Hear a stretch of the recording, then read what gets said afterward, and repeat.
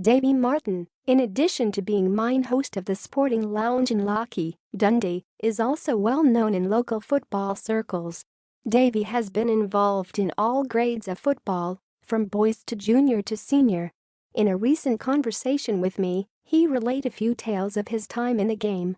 One such story was the time he shared a bench with the legendary Johan Cruyff. Trip to the Netherlands. Davie explained how it all came about. "I was a coach with Dryburgh Athletic Boys Club in Dundee and we had arranged an end-of-season trip to Holland and taking in a PSV Eindhoven game. We fundraised for quite a few months, but each player and official still had to pay a substantial amount to go. Unfortunately, a few weeks prior to going, I lost my job, so pulled out of the trip.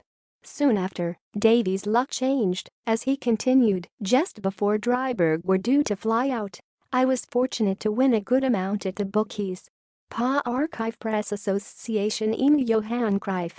My place with the official party was already taken, so I made my own way over. I didn't get a ticket for the PSV game, who were entertaining Ajax. Those of us who know Davie well will know that would be a minor inconvenience, but not insurmountable. Nobody from Ajax asked who I was, and Davie confirmed that, as he went on, I just decided to bluff getting in the player's entrance. At the time, I had long blonde hair and was wearing a long green raincoat. I wasn't challenged and walked right in. I found myself on the track and sat down on the end of a long bench, which was to be used by Ajax coaches and substitutes. During the game, nobody from Ajax asked who I was. DC Thompson. Davie Martin. Even at halftime, I just walked around the track a few times. I saw the Dryburgh party, and they laughed as they sang, "There's only one Dave Martin." Davie, who had stints as manager of Dundee junior sides Ex-Lochee United, North End and Lochee Harp, continued, Johan Cruyff was back with Ajax for a second spell and was playing in a sweeper role. With 20 minutes to go, they took him off, and he just sat on the bench beside me. That was a great moment to savor for me. This month marked the 51st anniversary of a prominent Carnoustie resident making history in British football. It was in January 1970 that Dunfermline Athletic appointed then Dundonian Dave McNichol captain at 18 years old. The centre-half, who had a spell with Dundee FC after leaving Morgan Academy, was given the nod to let out the Pars for the first time against Celtic at Parkhead. Dave, now, of course, owner of the popular Carnoustie golf shop in the Angus town, remembers the occasion well. System Dave McNichol. We were staying in a hotel in Dunblane the night prior to taking on Celtic in Glasgow, recalled Dave 69. Manager George Farmed just came up after dinner and told me I was going to be skipper. I learned over the next few days through newspapers and radio that I was the youngest player at that time ever to captain a British senior side. Despite Dave's leadership, the Pars lost the Scottish Cup tie 2-1, Harry Hood scoring a late winner for the Hoops. Jim Gillespie had put the five-side ahead, with John Hughes levelling.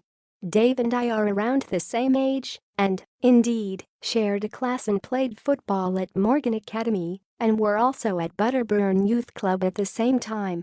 Bill Shankly's transfer pursuit of Pars ace. I also asked him about his proposed transfer from Dunfermline to Liverpool, which fell through.